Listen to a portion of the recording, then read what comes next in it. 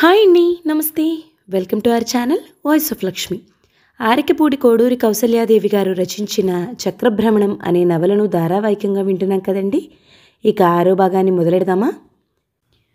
చెవులు మూసుకుంది మాధవి. అసలు మీరు రవీంద్రేనా అని అనుమానంగా ఉంది నాకు. క్యాంపు నుంచి ఉత్తరాలు కూడా అంత ప్రేమగా రాసిన మీరు హఠాత్తుగా ఒక్కరోజులో ఇలా మారిపోవడం సాధ్యమేనా? లేక రవీంద్ర రూపు సంతరించుకున్న మరెవరైనానా? నాకేం పాలిపోవటం లేదు. ఆశ్చర్యం, క్రోధం పెనవేసుకొచ్చాయి రవీంద్రకు. చాలించు జానతనం, ప్రేమ, అభిమానం, మోసం, ప్రమాణాలు అన్నీ అయ్యాయి. ఇక అంతర్నాటకంలో ఆఖరి ఘట్టంగా ఆగ్నేయాస్త్ర ప్రయోగం ప్రారంభించావా? ఇంకేం చెయ్యి ప్రచారం. నా భర్త కాక మరెవడో వచ్చాడని ప్రపంచమంతా నీలాంటి ఆడదాని తరపునే ఉంటుందిగా. ఒక్క దెబ్బకే రెండు కోరికలు తీరుతాయి. నీకు అప్రతిష్ట లేదు, నా పీడ వదిలిపోతుంది. వెక్కి వెక్కి ఏడ్చింది మాధవి. మీరెన్నన్నా నాకు కోపం రావటం లేదు. అవును, మీ హృదయంలో బాగా విషబీజాలు నాటుకుపోయాయి. లేకపోతే ప్రాణప్రదంగా చూసుకోగలిగే మీరింత నిర్దాక్షిణ్యంగా ఎలా మాట్లాడతారు? కానీ ఒక్కటి ఆలోచించండి. నన్ను తీసుకెళ్లమని ప్రాధేయపడ్డా తీసుకెళ్లారు కాదు. మీకై మీరే చక్రవర్తికి అప్పచెప్పి వెళ్ళారు. అది కూడా నాకు తెలీదు. మీరు చెప్పారని అతడు యోగక్షేమాలు కనుక్కోవడానికి వస్తే ఇంతటి నీచ నేరారోపణ. అంతటి ఉత్తముడికా? విద్యావంతులకు సంస్కారవంతులకు తగిన మాటలేనా ఇవి? ఉత్తముడు, పళ్ళు కొరికాడు రవీంద్ర. పొరలు కమ్మిన నీ కళ్లకు వాడు ఉత్తముడుగానే కనిపించందే ఇంతటి నీచానికి ఎలా పాల్పడతావు? ఇంత మనోనిగ్రహం లేనిదానివి కనుకనే అలా చుట్టూ గోడలు కట్టు కూర్చునేదానివి. నన్ను బుకాయించగలవు కానీ కోడై కూస్తున్న ప్రపంచం నోరు మూయగలవా? ఇదేమిటో చూసి అప్పుడడుగు. బలవంతంగా మాధవిని బయటకు నెట్టి డ్రాయర్ సరుగులో నుండి ఒక కవర్ తీసి విసిరు కొడుతూ తలుపు భళ్ళున మూసేశాడు.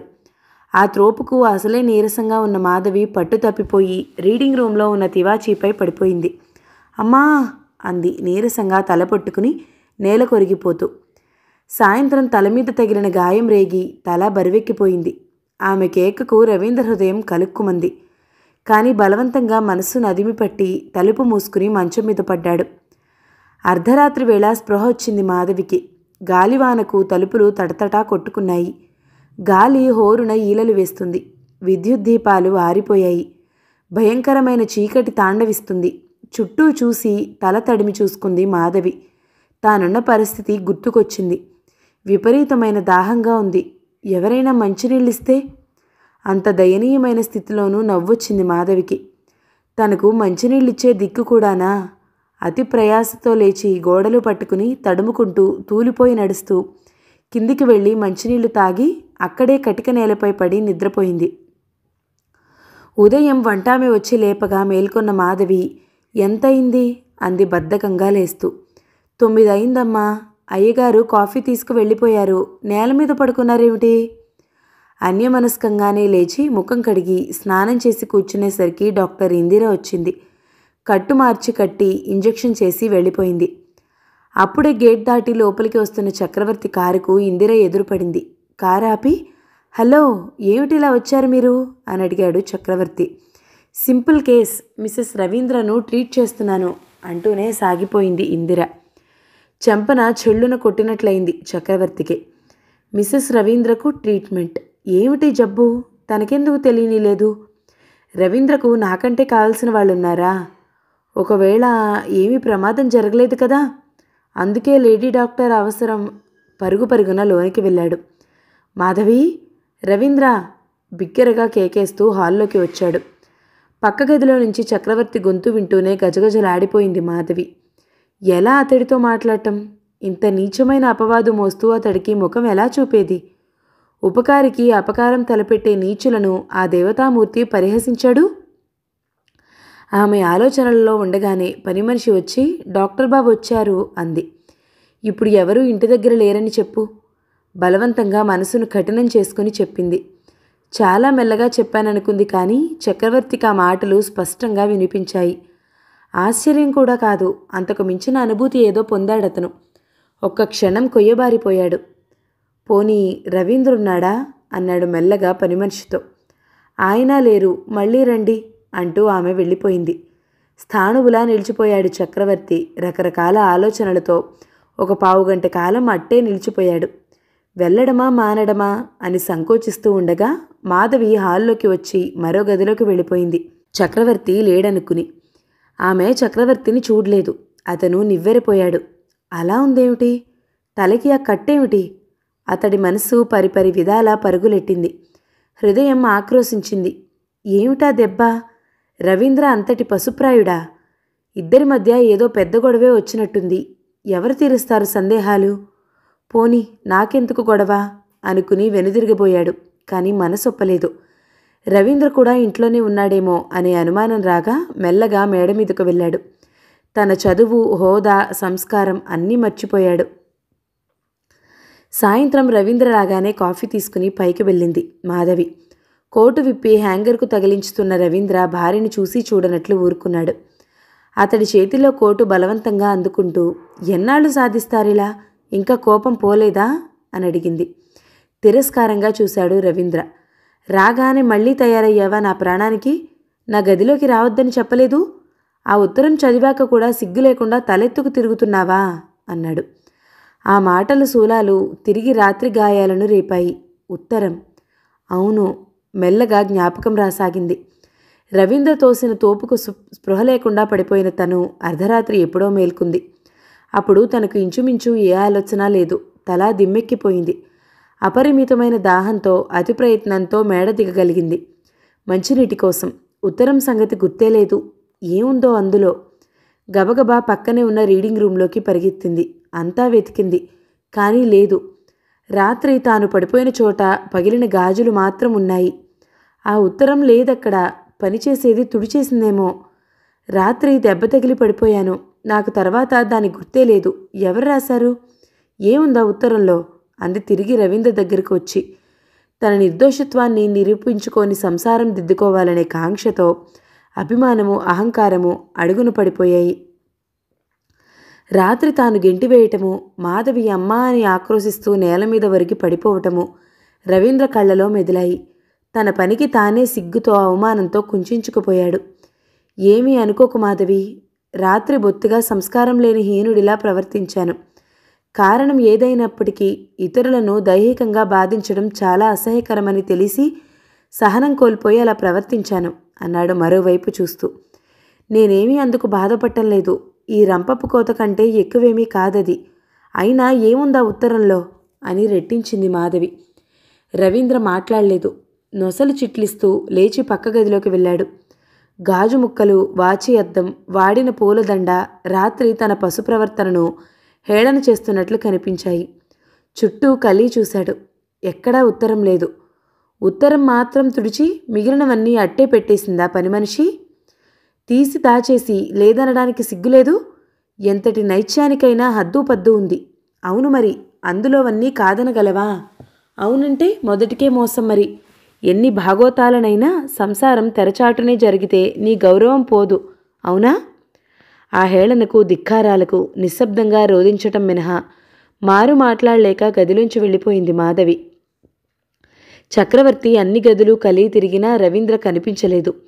ఆఖరికి మంచి చెడ్డలు కూడా ఆలోచించకుండా పడక గదిలోకి వెళ్ళాడు.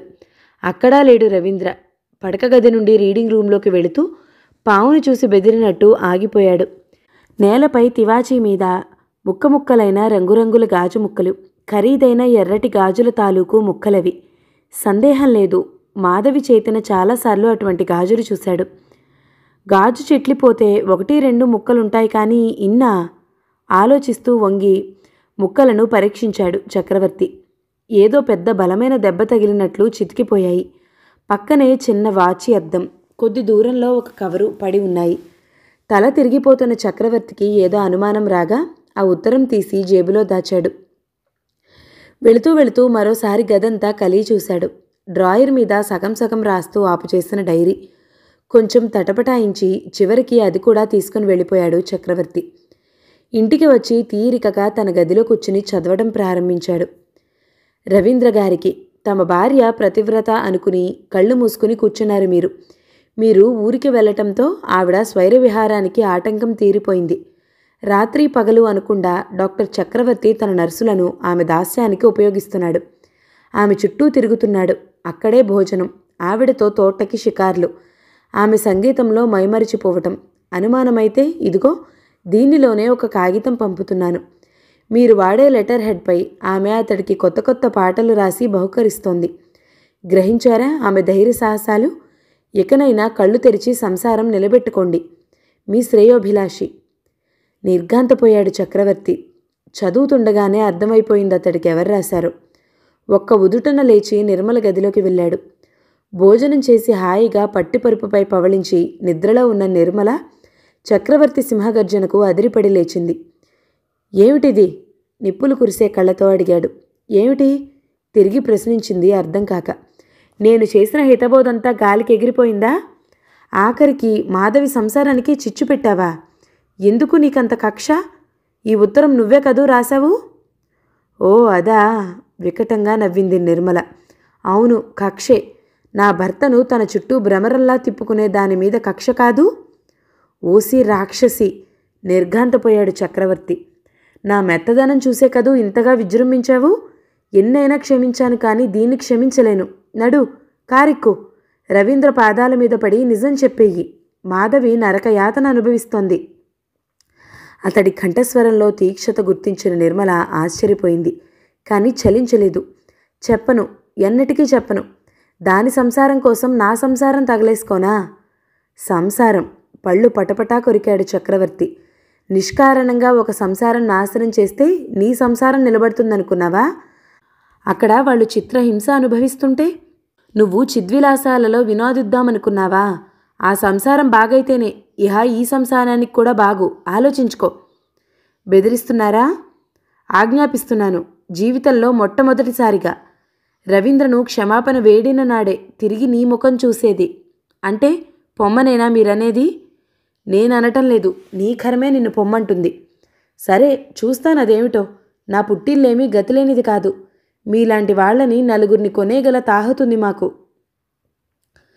రాత్రి 9 గంటలకు శ్రీధర్ దగ్గర నుంచి వైర్ వచ్చింది. ఎక్స్ప్రెస్లో వస్తున్నాను, చెల్లెల్ని తీసుకువెళ్తాను అని. ఏమిటిది? కంపించిపోతూ అడిగింది మాధవి రవీంద్రను. ఏమిటో తెలియటం లేదు. నీ కండకావరానికి ఫలితం అన్నాడు. ఎంతటి వారెలా అయిపోయారు? ఇక మీ అభిప్రాయానికి తిరుగులేదా? అన్నయ్య ముఖం ఎలా చూడను? ఇక ఏ ఆశతో బ్రతకాలి? కళ్ళు మూసుకుపోయి బ్రతికిన నాడు రాలేదా ఈ ఆలోచనలన్నీ? పర్వాలేదులే, నువ్వు నా పరువు తీసేటట్టు ప్రవర్తించినా నేను నీ గౌరవం పోగొట్టలేదు, పోగొట్టను. పురిటికి పుట్టింటికి తీసుకెళ్లడానికి వస్తున్నాడు మీ అన్నయ్య, అంతే. బరువుగా నిట్టూర్చింది మాధవి. శ్రీధర్ వచ్చేసరికి రవీంద్ర ఆఫీస్కి వెళ్ళిపోయాడు. ఏమమ్మా, అసలు నీ ఆరోగ్యం బాగుంటం లేదట. బావ ఉత్తరం రాశాడు. మొన్నటికి బాగానే ఉన్నావు కదా అన్నాడు చెల్లెల్ని. మొన్న కళ్ళు తిరిగి పడిపోయావట, దెబ్బ తగిలిందిట. మాధవి సూటిగా 2 కళ్లతో అన్నవైపు చూడలేకపోయింది, మాట్లాడలేకపోయింది. అన్నయ్య అంటూ అతన్ని చుట్టేసి బావురుమంది. ఎన్నడూ లేని చెల్లెలి బేలతనానికి శ్రీధర్ విస్తుపోయాడు. ముందు చెల్లెలి మూగబాధను అతడు మరో విధంగా అర్థం చేసుకున్నాడు. పర్వాలేదమ్మా, నేనుండగా నీకేం భయం? ఎలాంటి జబ్బైనా కుదిర్చేసే డాక్టర్లున్నారు, ఏం భయం లేదు అని ఓదార్చాడు. సాయంకాలం రవీంద్ర వస్తూనే నవ్వుతూ పలకరించాడు బావమరిదిని. వచ్చావా? అనుకున్నాంలే ఎగిరొచ్చేస్తావని. ముద్దుల చెల్లెలిగా మరి? ఏమీ జరగనట్టే నిర్మలంగా మాట్లాడుతున్న అతని చాకచక్యానికి ఆశ్చర్యపోయింది మాధవి. ఎంతైనా మగవాడు అనుకుంది. కానీ రవీంద్ర చాలా తప్పుకు తిరిగాడు. కాఫీ తీసుకుని దుస్తులు మార్చి ఎవరో ఆఫీసర్ని కలుసుకోవాలి అంటూ వెళ్ళిపోయాడు. నాకట్టే సెలవు లేదమ్మాయి, ఉదయం ట్రైన్కే వెళ్ళిపోదాం, అన్నీ సర్దుకో. ఒక్కసారి చక్రవర్తిని కలుసుకో వస్తాను నేను అని శ్రీధర్ కూడా బయటికి వెళ్ళిపోయాడు. చక్రవర్తి, ఈ చక్రవర్తి వల్లనే నా జీవితంలో నిప్పులు కురిశాయి. అదే నష్టజాతకుడో. అతనితో పరిచయమైన నాటి నుంచి మా సంసారంలో కలతలే కదా. భరించలేనంత కోపం వచ్చింది మాధవికి. అంతా అన్నయ్యతో చెప్పేయాలనుకుంది. కానీ సిగ్గు విడిచి కక్కుర్తిపడి అన్నయ్యతో చెప్పుకుంటే మాత్రం ఫలితం ఉంటుందా? అతడిని కూడా చిన్నబుచ్చటమే గాని ఎంత రక్తంలో రక్తం, కండలో కండ అయితే మాత్రం అన్నతో భర్త ఆదరించటం లేదని అభిమానం గల ఏ ఆడదైనా చెప్పగలదా స్పష్టంగా? అవమానం కాదు? భగవంతుడా, ఎంత సున్నితంగా సృష్టించావయ్యా ఈ ఆడజన్మలను. ఇంతకు ఆ చక్రవర్తి ఏం చెప్తాడో అన్నయ్యతో? అతనికేం తెలుసు ఈ గొడవలన్నీ? తాను వెళ్ళిపోతుందని తెలిసి అన్నయ్యతో కలిసి ఇక్కడికి వచ్చాడు కదా. మళ్ళీ రవీంద్ర చూస్తే అదో రభస. కానీ మాధవి భయపడినదేమీ జరగలేదు. శ్రీధర్ తిరిగి వచ్చి, చక్రవర్తి ఎక్కడో తన తోటలోకి వెళ్ళిపోయాడట, ఇహ ఎలాగూ చీకటి పడిపోతుంది, అక్కడికి ఎందుకని వెళ్ళలేదు అన్నాడు. మాధవి మాట్లాడలేదు. మళ్ళీ శ్రీధర్, చక్రవర్తి ఇక్కడికి వస్తున్నాడా ఈ మధ్య అని అడిగాడు చెల్లెల్ని చూస్తూ. ఆ ప్రశ్న వింటూనే కంపించిపోయింది మాధవి. ఏం అలా అడుగుతున్నావు అంది మరోవైపుకు చూస్తూ. కొంచెంసేపు తటపటాయించి చెప్పాడు. నా అనుమానం అతడు లోపలే ఉండి లేడనిపించాడేమోనని. అతడి కారు గుమ్మంలోనే ఉంది. పైగా హాస్పిటల్ అంతా జనంతో కిటకిటలాడుతుంది. కారు లేకుండా ఎక్కడికి వెళ్తాడు? ఏమో మరి, కానీ అతడు చాలా మంచివాడు, అటువంటి వాడు కాడన్నయ్యా అంది మెల్లగా. మళ్ళీ నిర్మల కనిపించలేదా అని అడిగింది. ఊళ్ళో లేదట, వీలైతే రేపు కలుసుకుంటానులే. రాత్రి రవీంద్ర వచ్చాక భోజనాల దగ్గర మళ్ళీ వచ్చింది చక్రవర్తి ప్రసక్తి. నేను మొన్ననే వచ్చాను క్యాంపు నుంచి, అతడి గొడవేమీ తెలియదు నాకు అని తప్పుకున్నాడు రవీంద్ర. మళ్ళీ అతడి గొడవ రాలేదు. బావమరుదులిద్దరూ కేరింతలు కొడుతూ మాట్లాడుకుంటుంటే మాధవి గుండెల్లో సుత్తులతో కొడుతున్నట్లయింది. తానింత బాధతో కుమిలిపోతుంటే భర్త అంత సంతోషంగా ఉన్నాడు. అతడికి బాధ లేదా, లేక నటిస్తున్నాడా? కింద పేషెంట్లు ఉన్నారని కాంపౌండర్ ఎన్నిసార్లు చెప్పినా చక్రవర్తి కదల్లేదు. ఎలాగో చూసి పంపే, నేను రాలేను అన్నాడు మాధవి గదిలోంచి తెచ్చిన డైరీ చూస్తూ. కాలేజీలో సంగతులు, ప్రచురణమైన కథలు, చూసిన ప్రదేశాలు, వివాహం, భర్త అనురాగం, దాంపత్యపు తొలి రోజులు మొదలైనవనేకం రాసుకుంది మాధవి. చక్రవర్తి సంస్కారం హృదయం అవన్నీ చదవడానికి అంగీకరించలేదు. త్వరగా పేజీలు తిరిగేశాడు తనకు కావలసిన దానికోసం. అక్టోబర్ 25. ఎన్నడూ అలవాటు లేని పని చేశాను. ఆయన బలవంతం మీద పిక్నిక్ వెళ్ళాను తోటలోకి. చక్రవర్తి అతి చనువేమిటో చిరాకనిపించింది. ఆడవాళ్లంతా ఎంత నాగరికులో అంతా అనాగరికులు. వాళ్లతో కలిసిపోలేని నా ప్రవర్తనకు రవీంద్ర విసుక్కున్నాడు. అక్టోబర్ 26. నిర్మల, చక్రవర్తి వచ్చారు. చక్రవర్తి సంస్కారానికి, తెలివికి నిర్మల తగదనిపించింది. లేడీస్ క్లబ్లో చేరమంటుంది. ఎందుకు? నా కథలు చక్రవర్తికి ఇచ్చినందుకు ఎంతైనా కోపగించుకున్నాను రవీంద్ర మీద. అక్టోబర్ 28. ఆరాధనపై చక్రవర్తి ఎంత అందంగా రాశాడు విమర్శ. అతని సూచన చాలా నచ్చింది. ఏమిటో నాకు చిరాకు అతడిని చూస్తే. రవీంద్రకు అతడు దేవుడు. నవంబర్ 1. నిర్మల పుట్టినరోజట. చక్రవర్తి మరీ పిలిచారని రవీంద్ర వెళ్ళమన్నారు. కానీ వెళ్ళలేదు. ఆయన ఈ మధ్య రవీంద్ర కొంచెం మారుతున్నారు. నా ముభావాన్ని అతిగా విమర్శిస్తున్నారు. నవంబర్ 2. నవ్వొస్తుంది. ఈ మధ్య నా డైరీ అంతా చక్రవర్తి సమాచారంతో నిండిపోతుందేమిటి? ఈరోజు నాకు ఇష్టం లేకపోయినా రవీంద్రతో కూడా చక్రవర్తి తోటకు వెళ్ళాను. మనోహరంగా పాడగలడు చక్రవర్తి. అతడి సంసారం గురించి చూచాయిగా ఏదో బాధపడుతున్నట్లు చెప్పాడు. నిర్మల ఎంత కఠినాత్మురాలో అనిపించింది. నా పాటను అతడెంతగానో మెచ్చుకున్నాడు. తన కారులోనే ఇంటికి పంపాడు. ఇంటికి వచ్చాక రవీంద్ర చికాగ్గా ఉన్నట్లు నాకు అనుమానంగా ఉంది. నవంబర్ 3. శ్రీధర్ అన్నయ్య వచ్చాడు. విడిచి ఉండలేనంటూ రవీంద్ర నన్ను అన్నయ్యతో పంపించలేదు. కొత్త విషయం తెలిసింది. చక్రవర్తి నాకు అన్నయ్య అవుతాడు. సాయంత్రం అన్నయ్యకు సెండ్ ఆఫ్ ఇచ్చి డాన్స్ ప్రోగ్రాంకు వెళ్ళాం. నీరసంగా ఉండి రాలేనంటే రవీంద్రకు కోపం వచ్చింది. వచ్చేటప్పుడు కళ్ళు తిరిగాయి. చక్రవర్తి పట్టుకోకపోతే ఎంత దెబ్బైనా తగిలుండేది. పాపం జాగ్రత్తగా ఇంజెక్షన్ చేసి ఇంటికి కూడా దిగబెట్టాడు. నిర్మల ప్రవర్తన చూస్తే ఏమిటో నాపై అసూయగా ఉన్నట్లు కనిపించింది. నవంబర్ 4. రవీంద్ర బెంగళూరు వెళ్ళాడు. ఎప్పుడూ విడిచి ఉండక భయంగా ఉంది. చక్రవర్తికి ఎంత శ్రద్ధ! ఆయనను స్టేషన్కు దిగబెట్టారు. నాకు నర్సుకు సాయం పంపారు. కానీ పద్మ అతడింటి విషయాలు చెప్తూ సుధ ఫోటో గురించి చెప్పింది. నిర్మల అసూయపడే ఆ సుధ ఎవరో? అంత నీతి లేనివాడా చక్రవర్తి? నవంబర్ 8. రవీంద్ర ఉత్తరం రాశారు హాస్యంగా. నేనంటే ప్రాణం, కానీ 10 రోజులుండాలట. చక్రవర్తితో చెప్పాను. భయమెందుకమ్మా, నేను లేను అన్నాడు. చక్రవర్తి శ్రీధర్ అన్నయ్యలాగా. అతడి మాటలు, ప్రవర్తన ఎంతో ఉత్తమంగా ఉంటాయి. నేనే అతడిని అర్థం చేసుకోలేకపోతున్నాను. ఏదో ఆవేదన అతడిలో దాగి ఉంది. నవంబర్ 9. చక్రవర్తి వచ్చేసరికి పాడుకుంటున్నాను. ఆ పాట రాసి ఇమ్మని అడిగితే ఇచ్చాను. రవీంద్ర లేనందున మనసు బాగుండక వంట చేసుకోలేదు. పట్టుబట్టి చక్రవర్తి తన ఇంటికి తీసుకువెళ్ళాడు. కానీ నిర్మలకంత ఇష్టం లేనట్లుగా కనిపించింది. అతడి గదిలో సుధా చిత్రపటం చూశాను. ఎంత సౌందర్యవతి! కానీ ఎవరో చెప్పలేనన్నాడు చక్రవర్తి. బాధపడ్డాడు. పాపం నిర్మలపై జాలేసింది నాకు. రవీంద్ర దగ్గర నుంచి ఉత్తరం వచ్చింది. మధ్యాహ్నం నిర్మల, లక్ష్మి, చక్రవర్తి వచ్చి బలవంతాన తోటలోకి తీసుకుపోయారు. రాననే అవకాశం కూడా ఇవ్వలేదు. నిర్మల బొత్తిగా సంస్కారహీన అనిపించింది ఇవాళ బాగా. నవంబర్ 10. పద్మ మంచిదేననుకున్నాను. కానీ చిన్న జన్మకు పెద్ద గుణాలు ఎక్కడి నుంచి వస్తాయి? దిక్కులేనిదయ్యి ఎవరి ప్రాపకం వల్ల బ్రతుకుతుందో వారినే చాటుగా విమర్శించడం, ఇంటి గుట్టు బయట పెట్టడం. ఛీ! రాత్రి నిర్మలా చక్రవర్తి ఏదో ఘర్షణ పడుతున్నారని చెప్పబోయింది. నాకు అసహ్యం అనిపించింది. సంసారం అన్నాక ఏవో కలతలుంటాయి. నువ్వలా చెప్పకూడదు, నాకు వినాలని లేదు అంటూ సంభాషణ త్రుంచేశాను. పద్మకు కూడా నిర్మలలాగే లోలోపల కోపం నా మీద. చెత్త మాట్లాడనని. ఎందుకో ఇతరుల విషయాలలో అంత ఆసక్తి. నిన్న మరీ రవీంద్ర అడ్రస్ అడిగింది. ఎందుకు తనకు? వెకిలి మనిషి. నవంబర్ 14.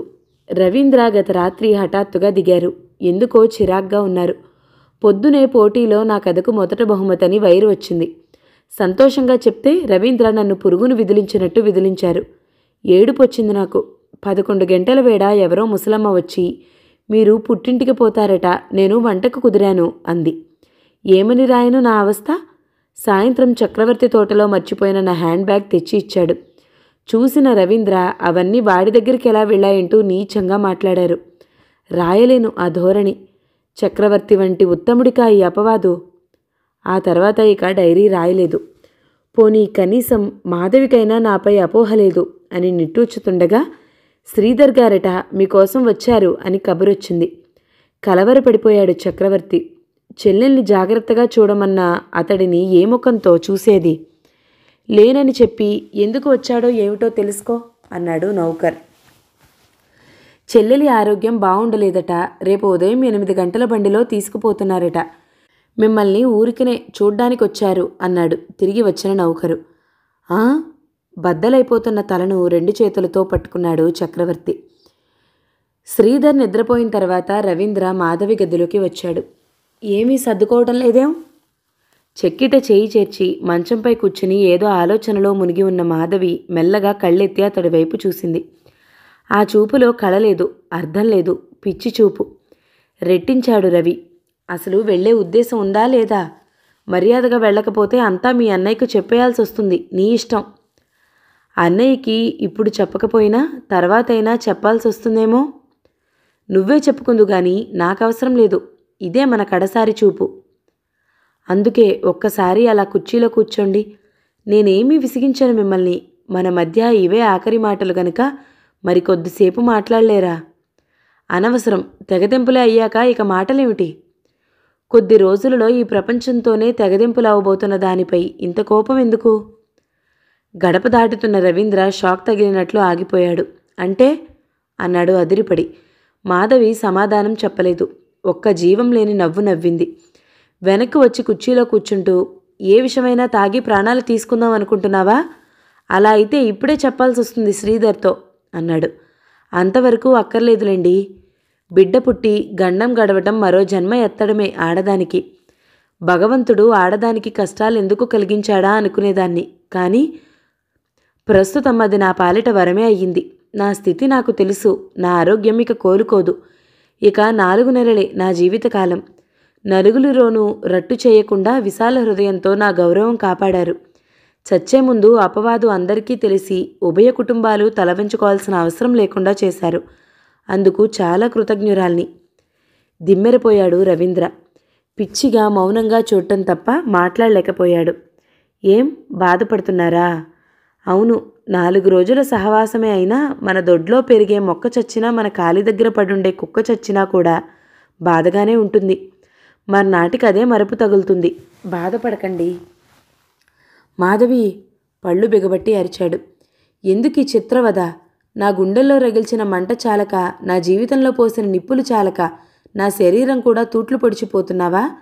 ఎందుకింత కక్ష నా మీద? పేలవంగా నవ్వింది మాధవి. నాకు మీ మీద కక్ష? పోనీండి. ఇవిగో బీరువాల తాళాలు.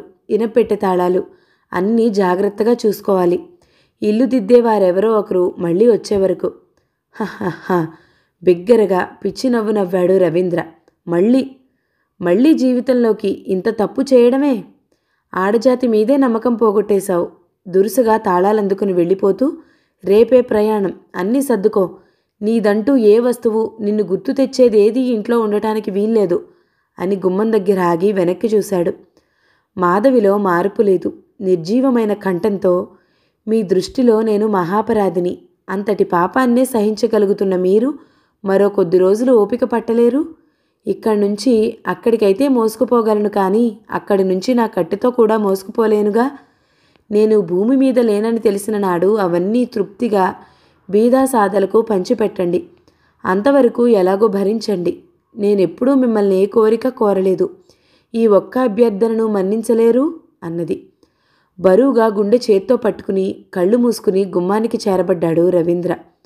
బరువైన నిట్టూర్పులు నిశ్శబ్దంలో భయంకరంగా వినిపిస్తున్నాయి మాధవి చెవికి. కొన్ని క్షణాలు పోయాక కళ్ళు విప్పాడు. సరే, మంచి విషయమే గుర్తు చేశావు. నువ్వు నా పట్ల నీ కర్తవ్యాన్ని ధర్మాన్ని మర్చిపోయినా నేను నా బాధ్యత నెరవేర్చుకోదలుచుకున్నాను. నువ్వు చెప్పినట్టు నిజంగా ఈ 2 ఏళ్లలోనూ నువ్వే కోరిక కోరలేదు నన్ను. విడిచిపోయే ముందు నువ్వు అడిగిన ఏ కోరికైనా సరే నీ తప్పులను మర్చిపోయి నీతో సంసారం చేయడం మినహా మరే కోరికైనా సరే తీర్చడానికి సిద్ధంగా ఉన్నాను. అడుగు. అడిగానుగా ఇప్పుడు. అది నీ అంత నువ్వు అడిగినది. మరొకటి నేను అడగమంటున్నాను. కృతజ్ఞురాలిని, కానీ ఇంకే కోరిక లేదు. నిర్జీవంగా నవ్వింది. పరీక్షగా పరికించాడు మాధవిని రవీంద్ర. పోనీలే, ఒక విధంగానైనా మనసు తేలికపరిచావు. తప్పు చేసినా నువ్వు కూడా నాలాగే చిత్రహింస అనుభవిస్తున్నావేమో అనుకున్నాను. అదేమీ లేదు. ఉన్నట్లయితే అడగమన్నందుకైనా అడిగి ఉందువు. అసంభవం అని తెలిసినా ఆఖరిసారిగానైనా నీ సంసారం నిలబెట్టుకో ప్రయత్నించుందువు. మాధవి ముఖం పాలిపోయింది. లేదు, మీరలా అనుకునేటట్లయితే తప్పకుండా అడుగుతాను. ఎంత చచ్చేవాళ్లకైనా ఆ క్షణం వరకు కోరికలుంటూనే ఉంటాయి. దయతలుచుతున్నావా నన్ను? లేదు, ఆఖరి క్షణంలో కనిపించిన ఆశాకిరణానికి మురిసిపోతున్నాను. కానీ మీకు శ్రమ కలుగుతుందేమోనని బాధపడుతున్నాను. సరే, ఏమిటది? ఇప్పుడు కాదు, తర్వాత. ఇదే ఆఖరి కలయికని గుర్తుంచుకుని మాట్లాడు. మనస్సులో కోరిక తెలపడానికి మాటలొక్కటే మార్గమా? కానీ గుడ్ బై. ఉదయం రవీంద్ర గదిలోకి వెళ్ళింది మాధవి. రవి, శ్రీధర్ కాఫీ తీసుకుంటున్నారు. చూడు మధు, అసలు నేను సెలవు పెట్టి వారం రోజుల పాటు మనతోనే రమ్మంటే బావ స్టేషన్కు కూడా రాడట. ఎవరో స్నేహితులతో వేటకెళ్ళాలట. పోనీలే, వెళ్ళని. హాయిగా తిరిగే జంటల్ని తుపాకీ దెబ్బతో విడదీయటమే ఆనందమైనప్పుడు మనం చెప్పేది వినిపిస్తుందా? దెబ్బతిన్నట్టు ఉలిక్కిపడి చూశాడు రవీంద్ర. అయినా బావ ఇదివరకులా లేడు. నాకేదో మార్పు కనిపిస్తుంది అన్నాడు హాస్యంగానే శ్రీధర్. తుపాకీ తుడుస్తున్న రవీంద్ర తల వంచుకున్నాడు. ఇక మాధవికి సమాధానం చెప్పక తప్పలేదు. లేని నవ్వు తెచ్చిపెట్టుకుంటూ, నేను వెళ్ళిపోతున్నందుకు మనస్సు బాగాలేదు, ఏమీ అనకన్నయ్యా అంది. ఆదర్శ దంపతులు, ఏం బెంగపెట్టుకోకయ్యా బావా. మళ్ళీ 4 నెలల నాటికి పాపాయితో సహా తిరిగొస్తుంది నీ మాధవి. పకపకా నవ్వుతూ అక్కడి నుంచి నిష్క్రమించాడు శ్రీధర్. రవీంద్ర, మాధవి ఏకాంతంగా మిగిలారు. భర్తకు దగ్గరగా నడిచి, వెళ్ళిపోతున్నాను అంది మాధవి. రవీంద్ర మాట్లాడలేదు. అతడి దృష్టి నేల మీదుంది. మళ్ళీ మాధవే మాట్లాడింది. ఆ తుపాకీతో ఆనందంగా బ్రతికే ఎన్ని జంటల్ని చేజేతులా విడదీశారో. వాటి ఉసురు తగిలి ఈ ఆడిలా విడిపోతున్నాం. పచ్చటి సంసారం మోడైపోయింది. ఇకనైనా అలవాటు మార్చుకోలేరా? నుదుటిని బాధగా చేతితో కొట్టుకున్నాడు రవీంద్ర. వెళుతూ నా కాళ్ళు చేతులు బంధించేసి వెళ్తున్నావా? సరే, అలాగే కానీ. ప్రేమతో ఇన్నాళ్లుగా సాధించలేని దానిని ఈనాడు విరక్తితో సాధించావు. ఒక స్నేహితుడికి మాటిచ్చాను. ఈ ఒక్కరోజుతో ఈ అలవాటుకు స్వస్తి. బాధగా కళ్ళు మూసుకుని వెనక్కి చేరబడ్డాడు. వెళ్ళేటప్పుడు ఏమీ మాట్లాడరా నాతో? ఏమున్నాయి? ఏదో అడుగుతానన్నావు. ఇప్పుడు కాదు, సెలవు. వంగి అతడి పాదాలకు నమస్కరించిపోయింది. చప్పున కాళ్ళు వెనక్కి తీసుకున్నాడు రవీంద్ర. వ్యధతో ఒక్కసారి భర్త కళ్ళలోకి చూసి మెల్లగా కదిలిపోతూ గుమ్మం దగ్గర ఆగి వెనక్కి చూసింది. పిచ్చిగా జుట్టు పీక్కుంటున్నాడు రవీంద్ర. ఆ దృశ్యం చూసిన మాధవి హృదయం తలడిల్లిపోయింది. అయినా గుండె రాయి చేసుకుని గబగబా వెళ్ళిపోయింది. తనకే కాని అతడికేం బాధగా లేదనుకున్న మాట పొరపాటు. అతడు గుండెలు పగిలే బాధతో కుమిలిపోతున్నాడన్నమాట. కానీ స్వయం కృతాపరాధాలకు ఎవరేం చేయగలరు? 6వ భాగం సమాప్తం. మిగతా కథని తర్వాతి భాగంలో విందామండి. కథ మీకు నచ్చినట్లయితే లైక్ చేయండి, షేర్ చేయండి, మంచి కమెంట్ చేయండి. మన ఛానల్ని తప్పకుండా సబ్స్క్రైబ్ చేయండి. Thank you so much for watching. నమస్తే.